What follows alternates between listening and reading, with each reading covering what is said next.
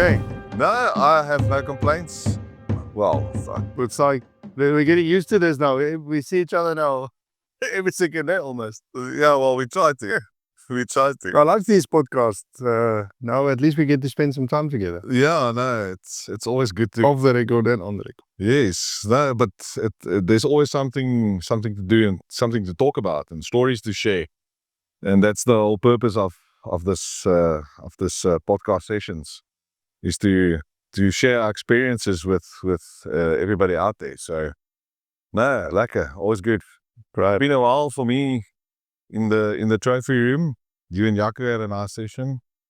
And, yeah, I think that sometimes the trophies, it's hard to tell which is the trophies. Now the 𝗥𝗽𝗶𝗳𝗹𝗲 or the actual animal skulls that I've got on the wall. So it's a bit of a collector. yeah, no, that's lekker. Display them. Hunting season is in full swing, and you're spending most weekends in Zeerust. How's things going on the farm? Busy, yeah. We actually spoke to someone this morning. I had a paddle game this morning, and the guys are like, when are we going to just have a barbecue and stuff? But sorry, it's the cards. Oh, yeah, it's off the cards completely, which is a good thing. We're really blessed that we got lots of bookings. So we're probably going to hunt till mid-October by the looks of things now. We'll at some point start taking female hunting off the list, probably towards the end of August, end of the month. Okay. And then, yeah, we'll just maybe take a few more trophies and males, focus our attention on that. And then from there, we'll just go directly into the fishing again. And then it's summer. Looking forward to that. We are looking forward to it. Yeah, with that. It's been a hard hunting. And also this year we're struggling, you know. In terms with? Just the number of animals we're hunting. And I first thought that maybe, you know, we're doing something wrong, or, you know, what's happening. This year it's like the animals is just, it's not less animals. There's still enough animals around. It's just we're not seeing the same numbers come out of the bush. Okay. So, for instance, a simple example is we had 6 hunters this last trip, and we only managed to take 3 animals for the whole weekend.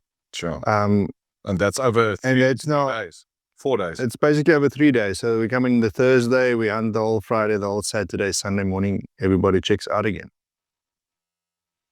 But it's quite frustrating for a farmer, you know. For us, you know, we're leasing land, and we don't have the pressure of that turnover that you really forced to generate, but, you know, to make the business and make sense. Yeah, so I feel for the farmers, because this was now with a group that we had by us the last weekend. The previous weekend we were hunting ourselves. It was our boys' annual trip. A whole lot of professional hunters become friends over the years, and we got this group together and we go hunt. And we spoke to the farmer there. We also struggled. So normally on that farm, I will shoot, for instance, 10 impala rams, just big males, on a weekend. I only managed to get 3. Sure. And it was constant hard work, and we were in the bush the whole day. So morning, afternoon, we were sitting with a bow in hides and blinds. The only thing we could think of, and then the farmer also said, all these neighboring farms, when they do their communal thing and they have the get-togethers, they had the same thing at one of the auctions recently. They had this discussion about everybody struggling with the hunting. And I think it might be a numerous reason. Whether our wind is ridiculous this time of year. It's not normally like this, but it's changing constantly. So you got this whole plan, you're hunting for an hour, and then the wind change. But it changes dramatically, so that the animals are also not, even in the bow blinds, we see that they're very skittish. They're not as comfortable, and they also don't trust the wind. So that's the only thing we can think of, because now for the last month the wind has been constantly, and we've got bad weather coming down from Cape Town. So there's cold fronts all the time. Yeah, It was beautiful weather. we had a few instances of rain which typically for us in Gauteng and some parts of well, I'd say the majority of the northern provinces don't get rain in winter at all. And we've had some good rain. I mean, Exactly. it's not just a quick storm. It's rain. It's bucketing down. So that was interesting to see. Weird. It almost felt like I was in Cape Town. I told my wife, we're back in Cape Town again. Feel like you're in Cape Town weather. That's the thing. I also commute to Cape Town, back and forth the whole time, and the weather it's just, there's no consistency. It's cold and windy, and then all of a sudden, and we always known Cape Town to be like that, but now it's like that over here. So we've been hunting. It's sunshine. It's nice and hot, but then the wind is completely, ridiculous. You just can't. So that's the only thing I can pinpoint. Even if we eventually started putting guys out on certain sections just to do just an ambush hunt type thing. Set them in koppies and little small mountain terrains or on a crossroad or something. And even there, we're not successful. As we're still shooting, but we're not shooting what we're supposed to be after. And so the animals are also wary, and they do obviously feel this weather coming down from Cape Town a hell of a lot sooner than we can. Something's bothering them, and it's been like this now for the last couple of months. So a lot of hunters that phone us and they want to come do a safari or a weekend away have already been hunting elsewhere, and they just haven't been successful, or they haven't shot their quota of what they wanted. Okay, that is interesting. So that's a norm that's coming through a lot now, and even myself, we're struggling. We had that Harties hunt the other day in that same section. I haven't shot anything since. The animals are there. We just they're struggling. They're struggling. It's not for the lack of feeding. I mean, with the portion where we have the hides in Zeerust, I mean, there's salt, there's all kinds of, you've got the feeders in there. So it's not for lack of feed. But it might be that they get enough feed in the bush. I don't know. That's exactly it. Because we had a great shelter and looking for shelter because of the weather. That's strange. So this last weekend we had full moon. We had winds that was gusting and changing all the time direction. We just had all these things. Then we had very cold evenings, very cold nights, and then in the day it's very hot. I mean, the animals are also a bit wary. They just not, and you can clearly see it because we've got obviously those couple of live cameras out there. You can clearly see it. The moment we started moving about in the bush, they disappeared from the hides and the blinds. Whereas normally they would be there from morning till afternoon. There'll be animals at the blinds and at the feeding spots. But that's challenges. That's why it's hunting. It's called hunting for a reason. Otherwise it would be called shooting. Exactly. Or just picking something from the supermarket. I said to the guys, there's no point coming with a hunting list. Obviously, we've got your preferables that you want to shoot. But you can't really hunt like that. You need to also sometimes take what the bush gives you, Absolutely. Talking about shooting, you mentioned that you had a misplaced shot on an impala. It's actually a funny story. We had one wounded impala this weekend, and we had 3 missed shots. All right, and it's still up for debate whether it was actually missed shots. Okay, but we couldn't show the client any blood or any traces of But so we had this. Was something faulty with the equipment, or I don't think so, Elmar. I shot think placement? it's shot placement, more than anything else, because the same guys were shooting the gongs and the targets on the shooting range, shot for shot. And then it's a different ball game if you shoot an animal, and sometimes, especially the guys that only do it once a year or twice a year, that's their, I've with lots of mates like that. They bought a very nice gun and it's in the safe. Once a year they go out with the boys and they have a proper weekend. The first night they drink with 2 hands, and then the next day when they go out they're a bit nervy, So I think that's definitely one of the main reasons. and also they don't really know where to shoot. That's something that we've, especially I've got one friend is shooting a very, very big gun. He's doing a 375. So most guys with big rifles think I'm shooting this big gun. So there's a long way will be it. Yeah. Anywhere will be a good hit. Yeah.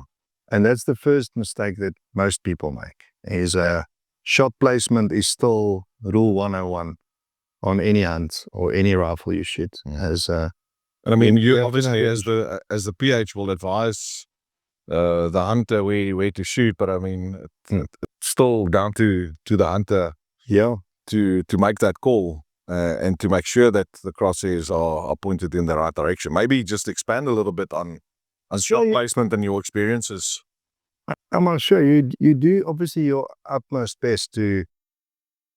I mean, it's very easy to judge, but if you're in that situation and the hunter is now with you, there's a lot of things going through his head. I mean, it's his day trip out or his couple of days out or his weekend out.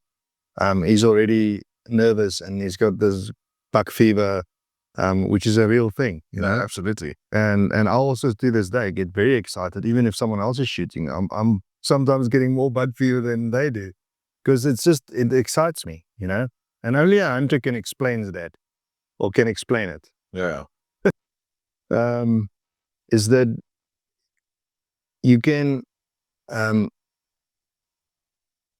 always have this discussion with the greenies, as we call them, that it's not pro hunts, and is that 99% of the time is they just don't understand what it is we do. It's easy to judge and say, oh, we're just killing animals or whatever. But there's a certain, it's like a drug. You know, endorphins, your body releases endorphins. It does. It's an absolute adrenaline rush. So it's that, and it's very good for you. You know, not everybody is meant to do it, and I've got greatest respect for that. But for me, it's a passion. I always say if at some point I'm not gonna get that buck fever or that excitement anymore, I'll probably stop shooting. I mean, before I'll give it to the kids to. I mean, before commercial farming, I mean, people were always farming, but I mean, at the grand scale that we do farming now, I mean, prior to that, you know, we had to hunt for our food. Yeah. And that's not so long ago. Yeah. So, I mean, it's part of our DNA. It's who we are. Nothing is part of life. That's it. Whether you like it or not. Death is part of life and vice versa. So that's correct. You can sugarcoat it however you want. Yeah, it is part of our. So in that instance now, you guiding this client and he's excited. He's got all these things. He's got a price tag on an animal. There's so much stress basically involved in taking the shot. So most of the times it happens that they don't even listen to what the professional hunters actually saying to them. Yeah, makes sense. And I find that a lot with the older generation. Even, you know, ourselves and older, the youngsters, every youngster I've taken out, they normally tend to listen, unless their old man is with them, you know. But if it's a stranger, Fuel Boy, for instance, unsure me, he will make a great shot because he's going to listen, he's going to take his time, and a good professional hunter's job is to calm the client and get him as calm as possible, and rather leave a shot or leave a chance on an animal. Sometimes it's frustrating for professionals. I've had plenty nice things in sights that we've never taken because the opportunity just wasn't there, or whether he was too slow or I was doing something wrong. It was just, so we do miss a lot of things, but I always say my main priority is to calm the client. Actually, recently we shot something, shot an impala, and this guy, I was still busy through the binoculars and I already had him calm. I said, just relax. Let me point out the animal for you, because he was now looking over the telescope. So I said, you look through the scope, I will scan and glass them, and then once I point out one. You obviously want to make sure he shoots what he wants also. He wants to wanted to shoot a nice male. And I said, there's a lot of females there, let me just check.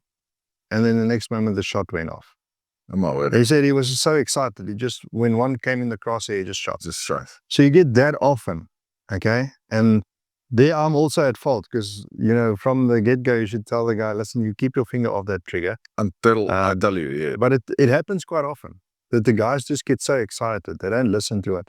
And then they'll be the first to say, so it's my fault, it's my bad. So and then you shot now a very young female, or you could wound something. Yeah. So I mean, the main purpose with hunting is you want the kill shot. You know, you aiming for the highest percentage of kill shots. You don't want to wound the animal. I mean, nobody wants to go and track something that's wounded, and have the you know, the possibility of losing an animal, and now it's suffering. And exactly. And all of us hate that. That's never nobody benefits out of that. I mean, from a farmer's point of view, you want to obviously have that revenue, and that revenue comes from the hunter. Obviously, the hunter, if you have a wounded animal, they're still going to pay for they're that. still going to pay for it. Yeah. However, you know, additional turnover in terms of meat and those things. And if you're trophy hunter, I mean, now you have the possibility you've lost that trophy, and you're paying.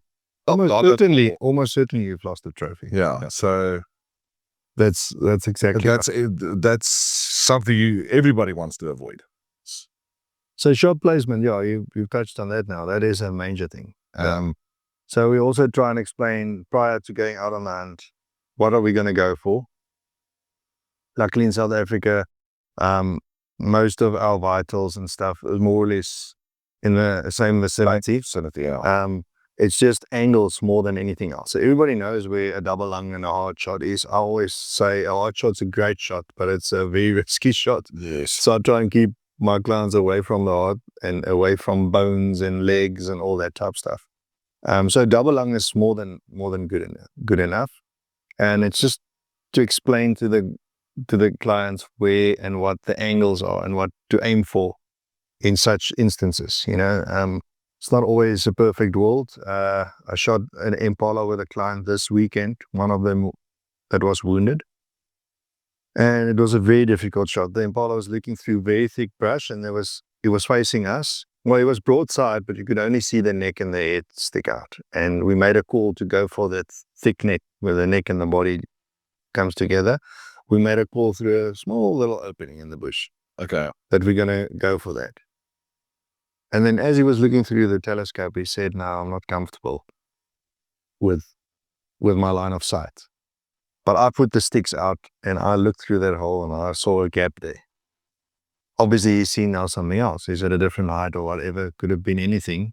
So he moved the shooting sticks just about 5-6 inches to the left. And then luckily I made a recording of that video and you could clearly see the branch. We can actually share it now with the viewers as well. I'll show you that video. What happens is, if we didn't have the slow-mo video, he would have gone back and thought maybe his rifle is not sighted in, or maybe you would have just blamed yourself for a whole lot of different reasons. But he hit a very thick branch, and so the bullet deflected and it just grazed the impala on the neck. And the rest is history. Trophy is gone to this day. We couldn't find it, and so it's got zero chance to trace, because the animal won't leave you a blood trail. So that's it's just news.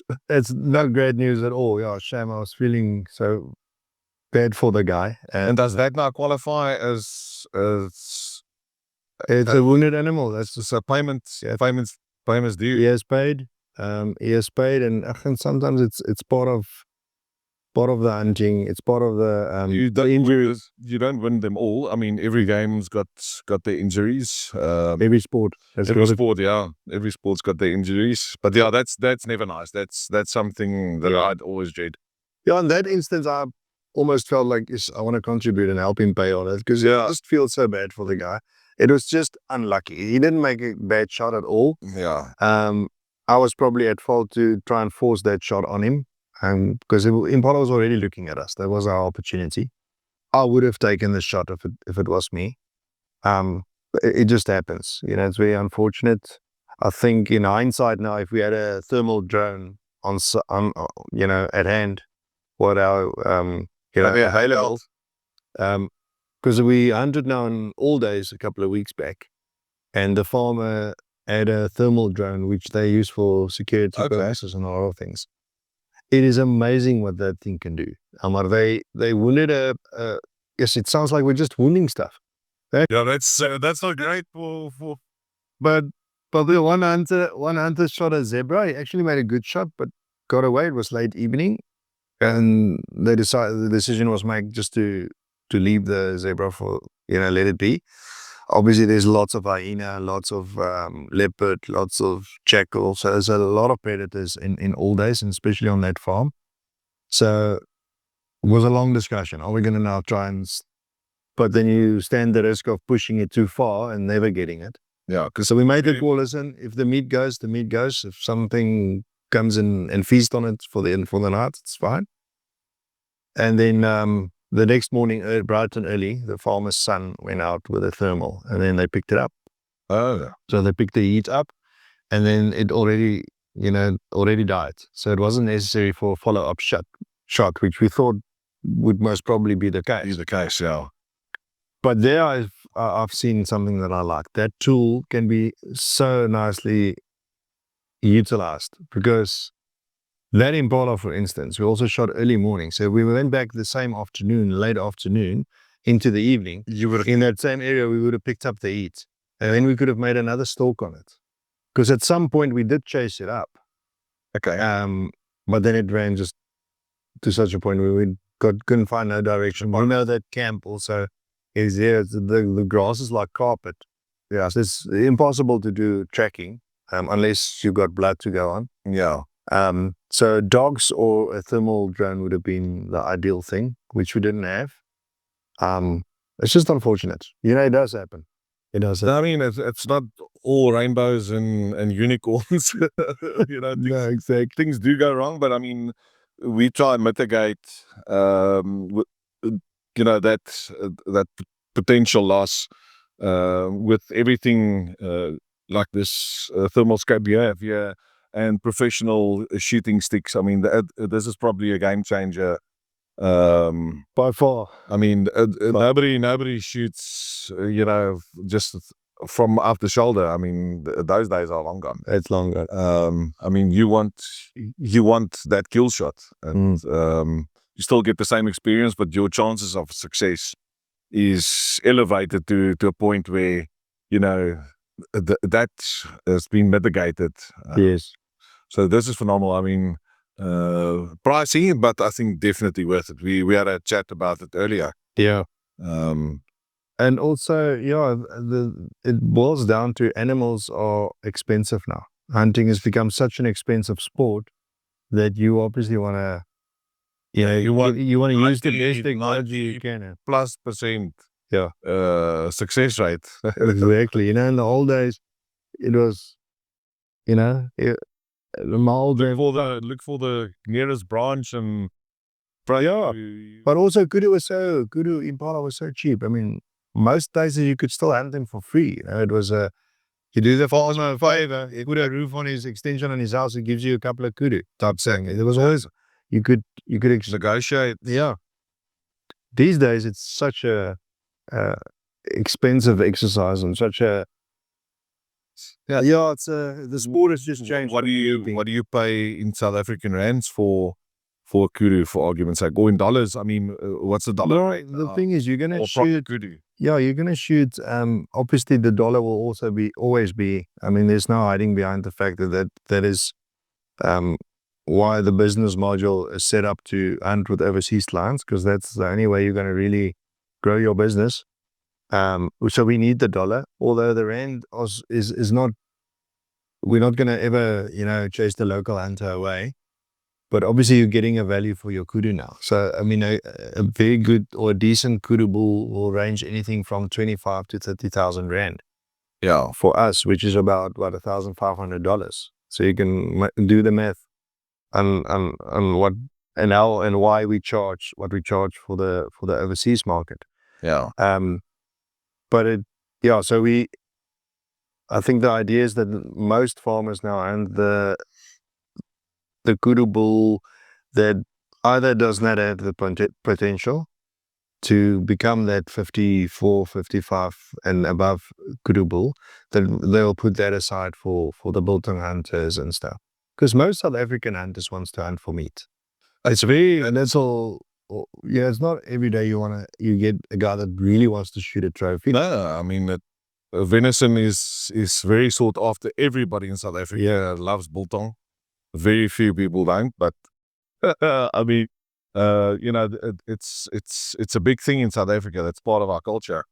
Yeah, at any you know, braai or get together, there'll be biltong to snack on, or if there's rugby, I mean, that's the go-to snack when it comes to sports. So I mean, if you're hunting for meat, I mean, and you're paying a premium, like you say, you know, for us local guys, it's become increasingly more expensive to hunt for meat, and it's almost to a point where it's not even feasible for local hunters anymore. That's it. That's you hit the nail on the head. So yeah, that's basically it for this episode. It's always nice to have a sit down and chat And catch up.